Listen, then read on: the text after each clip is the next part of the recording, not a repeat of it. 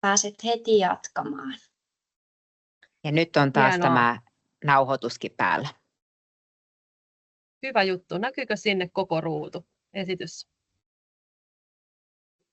Ei näy vielä. Ei näy vielä näytönjako ollenkaan. Joo.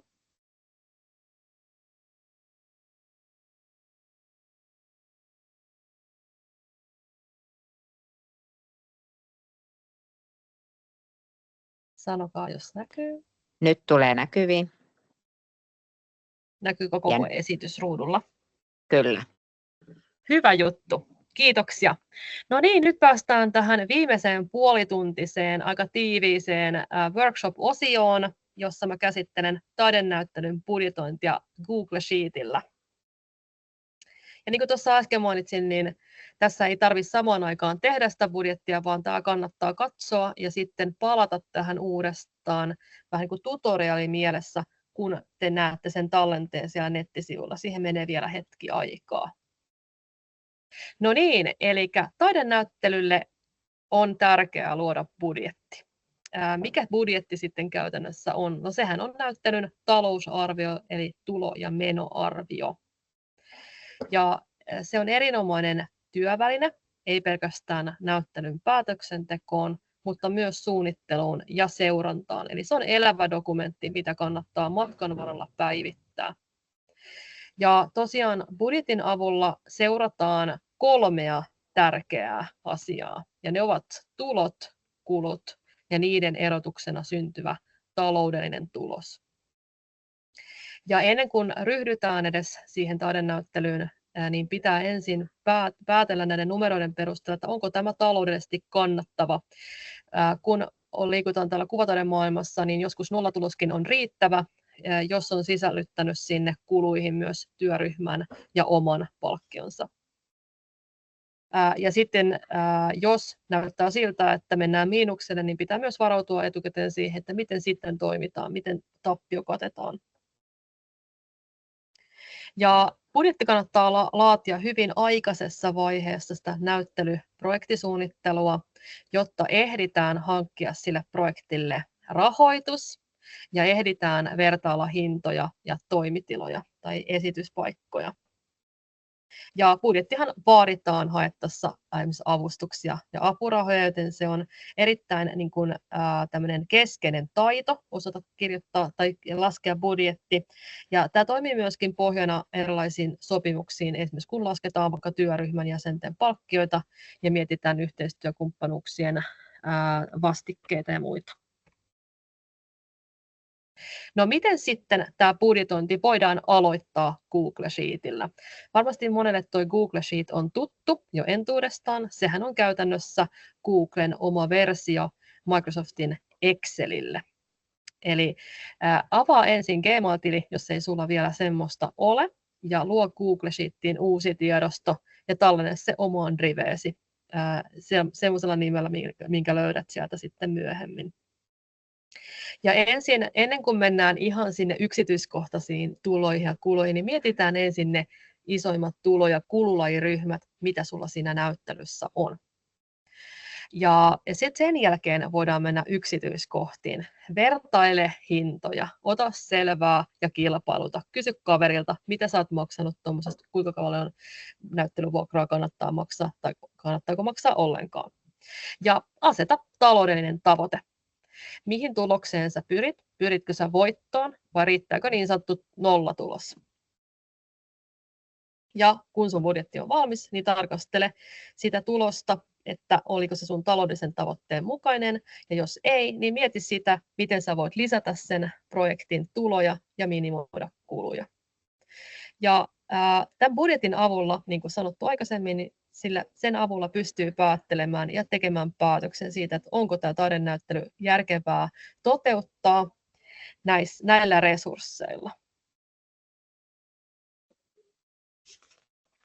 Ja tuossa alussa mainitsin, että budjetti on elävä ja muokkautuva työväline tärkeä taiteilijalle. Nimittäin sen avulla voidaan seurata sitä taidenäyttelyn taloutta, Oli se sitten, vaikka sulla ei ole yritystä tai yhdistystä, niin on hyvä seurata sitä budjetin etenemistä, miten tulot ja menot realisoituu ja täsmentyy, mitä avustuksia saadaan, millaisia kuluja on muodostunut ja niin edespäin.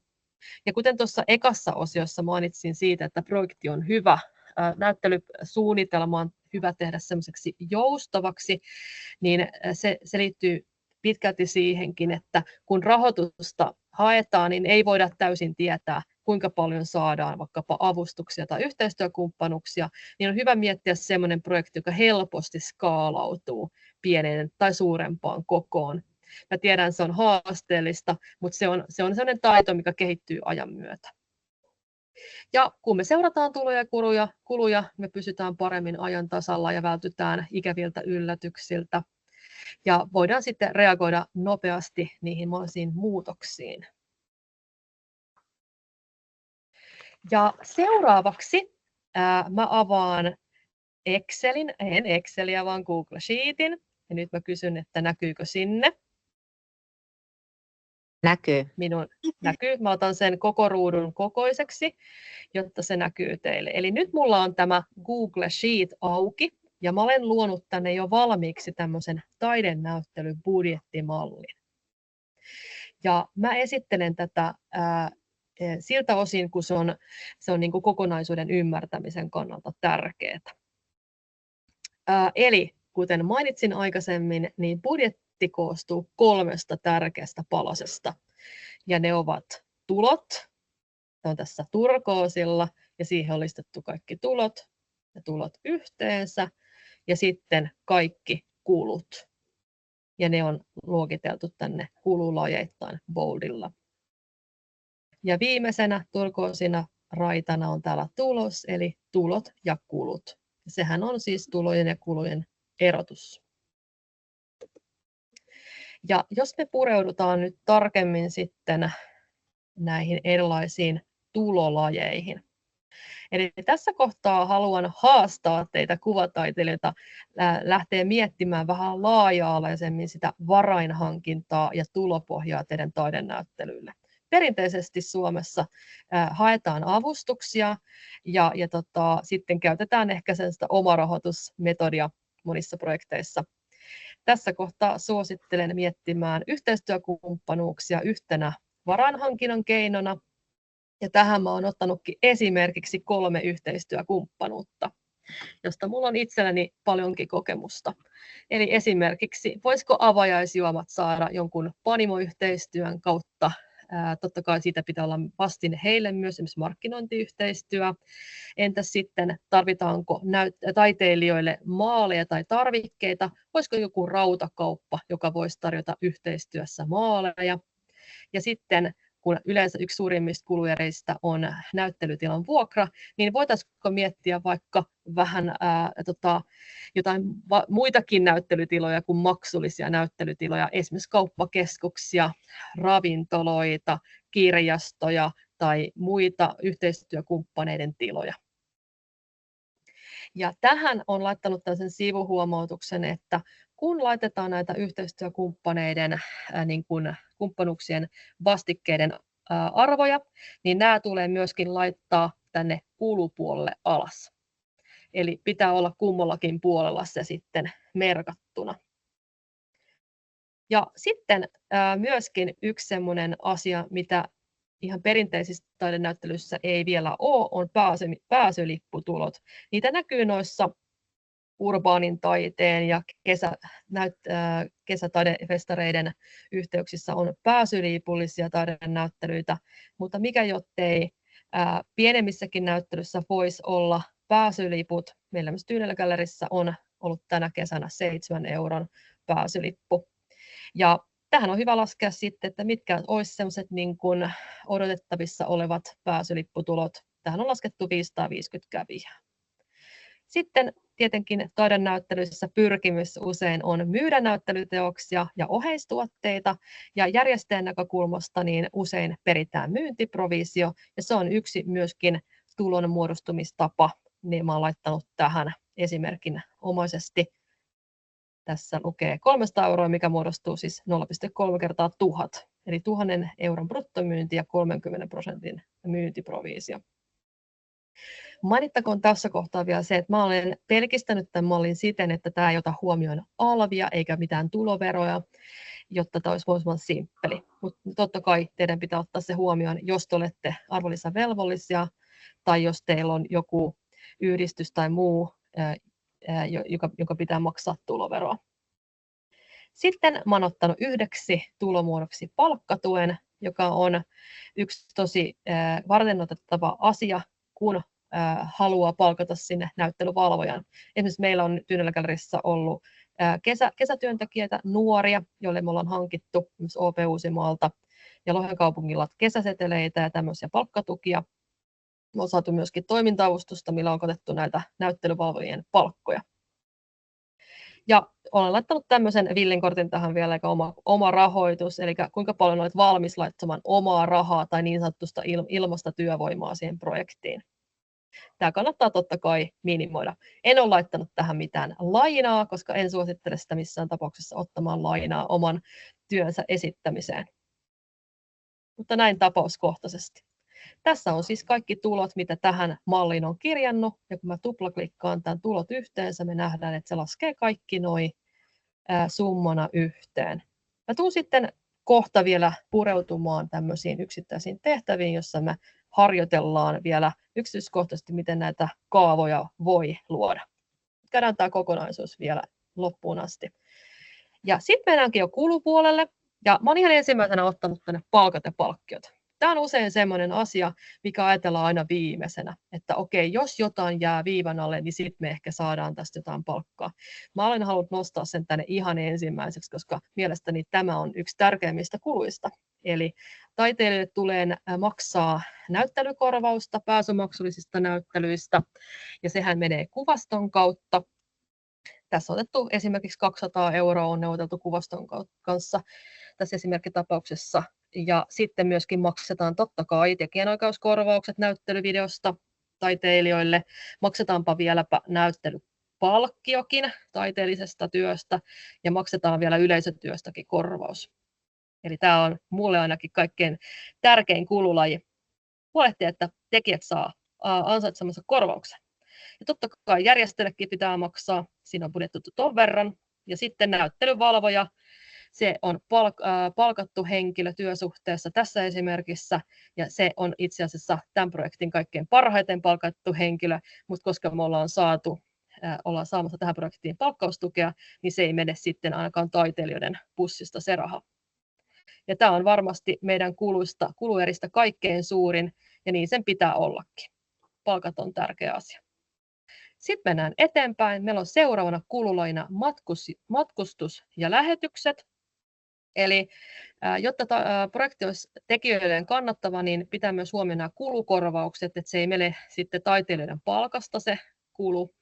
Ja tässä mä oon sitten budjetoinut tietyn verran matkakuluihin sekä taiteilijoille, kuraattorille ja muille tiimin lähetyksille ja jäsenille. Ja lähetyskuluille on oma pieni pottinsa tuohon varattu. Seuraava on ruokailu. Tyynelässä ainakin halutaan pitää taiteilijat tyytyväisinä ja kylläisinä ja tarjotaan heille ateriat tuolla sitten rakennuksen ja purun yhteydessä ja totta kai avajaistarjolla. Siellä on sitten ehkä jotain purtavaa niiden avajaisjuomien lisäksi, mitä yhteistyökumppanuuksien kautta saatiin. Markkinointi, yksi isoimmista budjetin kulupuolen osista. Kannattaa panostaa siihen. Siinä on somemarkkinointi, siinä on totta kai julisti ja flyeri. Tässä itse asiassa maksetaan sitten työryhmän jäsenille markkinointibudjetista näitä palkkioita. Ja tuossa on graafisen suunnittelijan palkkio, sitten on valokuvaajan palkkio ja videokuvaajan palkkio. Eli he saavat myöskin sen sopimuksessa määrätyn summan, mitä on sovittu. Ja kun pitää painattaa ne julisteet ja muut näyttelytekstit, niin varataan sillekin tuosta budjettista rahaa. Nämä on siis fiktiivisiä summia, näin perustu varsinaisesti mihinkään todelliseen keissiin, vähän suuntaantavia. Sitten meillä on vakuutukset totta kai. Huolehditaan siitä, että jos näyttelyn vieraille tapahtuu jotain, niin meillä on vastuuvakuutus. Taiteilijoille, jotka ei ole työsuhteessa, voi hankkia talkoovakuutuksen, itse asiassa todella edullinen vakuutus onkin. Ja sitten näyttelyvalvojalle pitää olla lakisääteiset tapaturma- ja ryhmävakuutukset. Sitten mä oon laittanut tänne vuokran. Ja tuossa aikaisemmin mainitsit tässä mun esimerkissä, niin yhteistyökumppanin kautta saatiin maksuton näyttelytila, mutta koska se pitää kuitenkin tänne laittaa, niin laitetaan tämä vuokran arvo tänne. Sama summa kuin täällä ylhäällä. 500 €, joten ne menee päittäin. Ja tokavikana kulueränä meillä on tarvikkeet ja materiaalit, eli näitä on aina vähän vaikea arvioida, että mitä erilaisia kuluja muodostuu, mutta tässä on laittanut vaikkapa kehykset, rekvisiitta, maalit ja ripustustarvikkeet. Ja koska meillä oli maaliyhteistyö, niin on laittanut tämän saman summan tänne kuluihin kuin mitä tulopuolella oli. Viimeisenä kulueränä, kululajina, meillä on toimistokulut ja tuohon on laittanut puhelinkulut, kanvan ja miten itse printataan jotain papereita. Ja tosiaan tämä on suuntaa antava budjettimalli, jota voi sitten muokata omien tarpeiden mukaan. Ja tosiaan tämä budjettimalli käy ihan mihin tahansa niin kuin projektiin, kun sitä muokkaa. Tämä ei ole vain taidenäyttelyyn. Ja tosiaan tässä oli vielä nämä kulut yhteensä. Mä näytän kohta, miten tämä kaava luodaan. Ja se laskee kaikki noiden kululajien yhteissummat yhteen. Ja viimeisenä oli tämä tulos, eli tulot miinus kulut. Seuraavaksi me mennään ihan hands-on harjoituksiin. Mä oon luonut tämmöisen välilehden, jossa on 7 erilaista harjoitusta, jotka käydään aika pikavauhtia tässä noin 10 minuutissa läpi. Tämän voi siis tosiaan katsoa tutoriaalina jälkikäteen. Näkyykö sinne vielä kaikille Excel? Kyllä. Anteeksi, sheet. Mullakin menee aina sekaisin. Näkyy. No niin, hienoa. Ensimmäinen tehtävä. Miten lisäät uuden rivin kululajille? Tästä nyt tunnistetaan tämä markkinointikululaji, mikä äskeisessä budjettimallissa oli. Ja nyt me halutaan luoda tänne yksi uusi rivi väliin. No ensinnäkin pitää valita se rivi, jonka yläpuolelle halutaan luoda uusi rivi. Mulla on englanninkielinen tämä Google Sheet. Mä yritin laittaa tämän suomeksi, mutta mä en siinä onnistunut. Joten käytetään vähän sekaisin suomea ja englannin kieltä. Kun me ollaan valittu se rivi, painetaan hiiren oikeaa ja painetaan sieltä Insert one row above. Näin me saatiin luotua uusi rivi. Ja me halutaan laittaa tähän uutena kululajina esimerkiksi lehtimainos. Ja sille summa ja enter. Ja tarkistetaan täältä yhteensä solusta, että se laskee kaikki ne mukaan, myös sen uuden kululajin. Näin me saatiin luotua uusi rivi kululajiin. Mennään seuraavaan tehtävään. Miten lisäät uuden kululajiryhmän? Eli meillähän oli esimerkiksi matkustus ja lähetys ja ruokailut. No nyt me haluttaisiin tähän väliin lisätä semmoinen kuin ostopalvelukulut. No ensinnäkin mennään sille riville, mihin väliin me halutaan luoda se. Sen jälkeen maalataan tämä rivi ja sen alapuolella ovat 7 riviä esimerkiksi.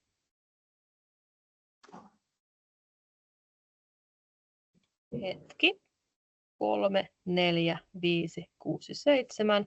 Panetaan hiiren oikeaa ja se laitetaan tuohon Insert 7 rows above. Nyt me saatiin tänne tilaa. Ja jotta ei kaikkea tarvitsisi tehdä ihan alusta alkaen kaavoja, niin voidaan kopioida tämä yllä oleva kululajiryhmä maalaamalla se näin, painamalla hiiren oikeaa ja painamalla copy. Mennään siihen kohtaan, mihin se halutaan siirtää. Painetaan hiiren oikea ja paste. Noin. Nyt me saatiin luotua sinne uusi kululajiryhmä. Ja sitten tänne vaan kirjoitellaan, että mistä olikaan kysymys. Eli tähän vaikkapa ostopalvelut. Ja tänne kirjoitetaan jotain ja summia. Ja sitten tarkistetaan taas, että laskeehan se kaikki kulut yhteen tähän yhteensä riville, solu. Noin. Tämä menee nopeasti, mutta pääsette sitten tosiaan siellä tutorialissa sitten tarkemmin pureutumaan tähän asiaan. 3. tehtävä. Valitse, tämä on siis miten luot kululajin summan. eli tämä punaisella oleva solu, niin halutaan varmistaa se, että se laskee kaikki nämä yllä olevat luvut yhteen. Mennään siihen soluun, mihin halutaan summakaava luoda. Nyt mä otan sen pois, jotta mä näytän sen teille. Ja tämä on peruskaavan luonti. Ja kaikki alkaa sillä, että laitetaan plusmerkki. Sitten kirjataan sum ja sulje auki. Sitten hiirellä valitaan se alue, mikä halutaan laskea yhteen. Ja laitetaan sulje kiinni ja enter. Nyt me saatiin laskettua ne. Ja jos sä tuplaklikkaat sitä, niin sä voit tarkistaa, että se laski sen oikein. Tuosta on nyt tipahtanut se plussa pois, mutta se laskee sen kuitenkin. Hyvä. Tehtävä 4. Miten luot kaikkien kululajien kokonaissumman? Eli miten varmistetaan, että kaikki kulut lasketaan sinne kulut yhteensä soluun. Ja tässä on kopioituna tuosta budjetista nämä tärkeimmät kululajit, mitä tuossa äsken näitte, vähän niin kuin pelkistetyssä muodossa. Scrollataan vähän alaspäin, mennään tuonne punaiseen, eli kulut yhteensä soluun, niin lukee 700. Otetaan se pois, jotta mä voin näyttää, miten se kaava sinne luodaan. Taas plussa ja summa, sulje auki. Sitten lähdetään täältä nappaamaan hiirellä näitä lukuja. Tosta, yksi solu, sitten plussa. Sitten taas seuraava plussa ja niin edespäin, kunnes tullaan siihen viimeiseen. Ja nyt meillä on kaikki ne yhteensä, kululajien yhteensä summat laskettu. Ja tärkein tähän vielä loppuun, eli sulje kiinni ja enter. Nyt meillä on laskettu se kaava sinne. Voidaan tuplaklikata ja varmistaa, että siellä on kaikki mukana. Kaikki kunnossa. Kolmanneksi viimeisin tehtävä on tämmöinen, että miten luot kertolaskukaavan. Eli meillähän oli siellä se yksi tulokohta, missä luki pääsylipputulot. Ja jos ajatellaan, että meillä on 7 euron lippu ja tavoitteena 550 kävijää, niin kaava luodaan siten, että taas aloitetaan sillä plussalla. Kirjoitetaan 7, sitten tähti, eli kerto, ja sitten se kävijämäärä, ja enter. Näin se laskee sen. Aika simppeli. Muutama vielä harjoitus tähän loppuun, eli 6. Miten luot uuden sarakkeen? Jos on tarvetta luoda budjettiin lisää sarakkeita, se tapahtuu sillä tavoin, että valitset sen sarakkeen, jonka lähelle sä haluat luoda sen uuden sarakkeen. Painat hiiren oikea ja valitset Insert one column right. Näin se loi sinne uuden sarakkeen. Näyttää siistiltä. Ja sitten viimeisenä tehtävänä on tärkeä, miten voit seurata budjettia ja päivittää sitä, niin siihen työkalu, eli miten kopioit välilehden. Eli kun meillä oli täällä tämä meidän alkuperäinen budjetti, se on hyvä säilyttää semmoisenaan. Eli sitä ei kannata lähteä päivittämään, vaan luodaan siitä uusi välilehti, uusi versio. Mennään tähän alakulmaan, missä lukee tämä budjetti sinisellä. Panetaan hiiren oikeeta, panetaan duplicate. Noin. Nyt se loi sen saman välilehden uudeksi välilehdeksi. Ja muistetaan se vielä nimetä esimerkiksi kuluvalla päivällä, jotta muistetaan, että milloin sitä päivitettiin. Näin. Ja nyt mä oon siinä uudessa välilehdessä, eli ajatellaan näin, että vaikka tänään on nyt sitten varmentunut iltapäivällä, että okei, palkkoja maksetaankin jokaiselle taiteelle 100 enemmän, mahtavaa, niin voidaan päivittää se tänne. Tällöin tämä alkuperäinen budjetti säilyy muuttumattomana tähän ja sitä voidaan sitten vertailla sujuvasti. Tässä oli nämä harjoitukset tässä mun workshopissa. Ja mä menen vielä lopuksi tänne mun toiseen esitykseen. Näkyykö siellä mun esitys koko ruudulla? Kyllä. Ja käytän vielä ihan lyhyesti, mainitsen tähän lopuksi vielä, että jos sua kiinnostaa tämä budjetointi ja taidenäyttelyaihe enemmän, niin mä oon kirjoittanut siitä tosiaan yhden blogitekstin semmoisella nimellä, kuka maksaa taidenäyttelyn viulut, taiteilija vai näyttelyn järjestää. Käykää ihmeessä lukemassa se ja muutenkin seuraamassa mun blogia ja Instagramia noista linkeistä. Ja tässä kohtaa haluaisin kiittää ja myöskin, jos on jotain kysymyksiä noussut pintaan, niin vastaan niihin enemmän kuin mielellään.